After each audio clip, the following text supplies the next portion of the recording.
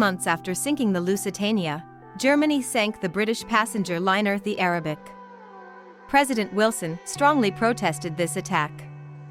Anxious to placate the Americans, Germany announced that their submariners would not sink passenger ships without warning as long as they were allowed to search these vessels for military contraband. Even though Germany stalled America from joining the war, relations continued to deteriorate. On March 24, 1916, a U-boat sank the Sussex, a French ship carrying passengers and supplies. Unfortunately for Germany, 7 Americans were injured. President Wilson notified the Germans that the United States will sever diplomatic relations with the Kaiser if Germany persisted in attacking non-military ships. The German government was anxious to avoid a possible American entrance into the war. The Central Powers were in a stalemate with the Allied powers. If America entered the war, then the Central Powers could lose what little advantage they had been slowly gaining. So, the Germans backed down and declared that they would not sink any more ships without warning. This was a perilous diplomatic victory for Wilson because if the Germans resumed full submarine warfare, then the president would have to push for war. For a time it looked like President Wilson had secured peace. In the election of 1916, he ran as the peace candidate. This enabled Wilson to win a narrow re-election victory, declaring war against the German, Austro-Hungary, and Ottoman empires is exactly what he had to push America towards after his second inauguration. In order to gain a lead and force a surrender from France and Great Britain before the Americans arrived, Germans initiated full-out submarine warfare early in 1917 on any non-Central Power ships. To make sure Germany could keep the Americans in their place, the German Foreign Minister, Arthur Zimmermann, sent a telegram to the Mexican government encouraging them to attack the United States. Zimmermann added that Germany would then join Mexico against the United States to help them reclaim Texas, New Mexico, Arizona, California, Nevada, Utah, and Colorado. This infuriated the United States. America. That on April 5, 1917, President Wilson made the short trip to Capitol Hill to personally ask Congress to declare war against Germany. Yes! The following day on April 6, Congress did exactly what Wilson asked and voted for war. Wilson had tried to preserve American neutrality. However, by the time the United States entered the war, it was effectively a supply depot for the Allies, despite nearly 55% of Americans being in favor of the ancestral homelands in the Central Powers. In early 1917, Germany makes a fateful decision. They realize that their only way to win is to keep American ships from reaching Britain and France. They know that by sinking American ships, they will drag the United States into the war. Their gamble is that they can win before the Americans can get there. It turned out to be a losing bet. Germany begins sinking American ships in early 1917. This leads President Woodrow Wilson to go to Congress and ask for a declaration of war.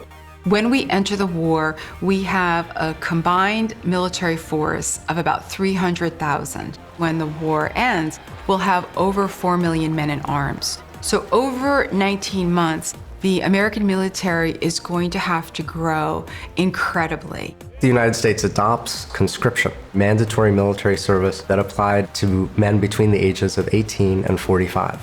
Within a very short period of time, the United States turns from having one of the smallest armies in the world to in fact having one of the largest. The modern military doesn't just need numbers, it needs all sorts of people that can do a variety of different jobs. Training these men, having enough officers to lead them, having enough ships to transport them overseas, creating supply lines that can actually keep them fed and armed. This all has to be created almost out of nothing. It will take us until June 1918 to get the bulk of an army there that can make a difference. And by the fall campaigns, we have some 850,000 American soldiers on the continent in Europe, which is comparable to the British Army. We actually anticipated that the war would go on into 1920, by which time we would have a superbly trained and equipped army, and we would win the war. The German army spoiled all of that by deciding they needed to surrender in October 1918, they knew they couldn't hold out any longer because of the pounding of all three Allied armies. American entry into the First World War did help turn the tide of the war in the Allies' favor. The victory was a coalition victory, and it was the aid that Americans gave to this coalition and the psychological boost that the American entry gave to the Allied soldiers that ultimately resulted in the Allied victory. In a vast expansion of regulatory power, the federal government took over much of the economy. The Lever Food and Fuel Control Act, passed in August 1917, gave the government the power to regulate the production and consumption of food. Herbert Hoover, who had become famous for feeding European refugees, headed the newly created Food Administration. Here he worked to increase food production while also encouraging Americans to conserve food with voluntary wheatless Mondays and meatless Tuesdays. The U.S. government instituted daylight saving time to give farmers more time to bring in their crops later in the day. The newly created Fuel Administration was put in charge with conserving fuel supplies. They came up with such things as fuelless Mondays and gasless Sundays. The War Industries Board, WIB, was given the power to support war production by allocating industrial resources. Under the leadership of the Wall Street tycoon Bernard Baruch, the WIB was beginning to harness the industrial might of the nation by the end of the war. In 1917, the government established the Committee on Public Information, CPI. Headed by the journalist George Creel, the CPI was tasked with providing information about the war to the American people. Explanations soon became propaganda. Liberty Leagues were organized across the United States. Their members were tasked with spying on their neighbors and reporting any suspicious activity or disloyal talk to the authorities. The war led to a heightened distrust of immigrants, especially German Americans. The National Security League persuaded Congress to impose a literacy test on immigrants. Individual German Americans were often subject to harassment or worse. Wake up! Wake up! Wake up! Wake up! Wake up!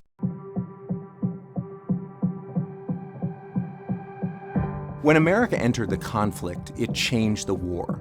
Although not as much as everybody expected, because just as America was entering the war, Russia was dropping out. Now, it's a race.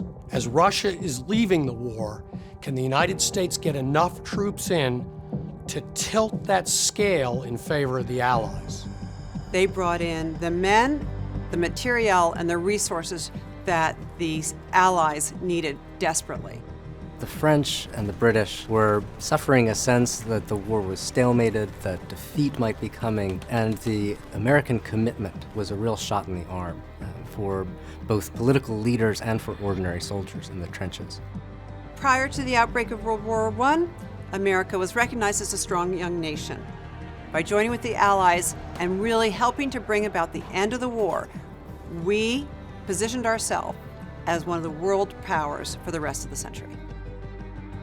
After 4 years, World War I finally drew to a close in 1918, ending one of the worst military conflicts in history. Hi, I'm Rebecca Brayton and welcome to WatchMojo.com, and today we'll be looking at the final days of World War I and how it finally came to an end. There were several key events instrumental in ending the conflict. Great Britain's naval blockade of Germany is considered crucial. Established in the first year of the war, this blockade aimed to restrict Germany's maritime access to raw materials and food. Germany attempted its own blockade of Great Britain, and in 1917 adopted a policy of unrestricted submarine warfare. This posed a great danger to commercial shipping between the US and Europe. It was for this reason the United States finally declared war on Germany April 6, 1917. Meanwhile, war efforts in Russia were growing unpopular. Their economy was near collapse, and food shortages led to protests from civilians. These protests resulted in the abdication of Tsar Nicholas II and the appointment of a provisional government. Seeing their army becoming increasingly ineffective on the Eastern Front, Vladimir Lenin and the Bolshevik Party came to power, promising to pull Russia out of the war. On the 3rd of March 1918, Russia agreed to the Treaty of Brest-Litovsk and ceded large portions of its land to Germany. Now that the war was all but over on the Eastern Front, Germany could transfer their troops west. However, it was necessary to leave troops behind to occupy the large amount of acquired territory. On the Western Front, the Allies were set to receive a massive boost of manpower and resources from the United States. In an attempt to end the war before this could happen, Germany pushed forward with the Spring Offensive of 1918. The Germans were initially successful and moved to within 75 miles of Paris. However, they were unable to solidify these gains. Adding insult to injury, Germany's morale at home and on the front was quickly fading. Starting August 8th, a series of offensives was launched by the Allies which effectively ended the First World War. Now known as the 100 Days Offensive, this surge ended when an agreement was signed to cease fighting on November 11, 1918.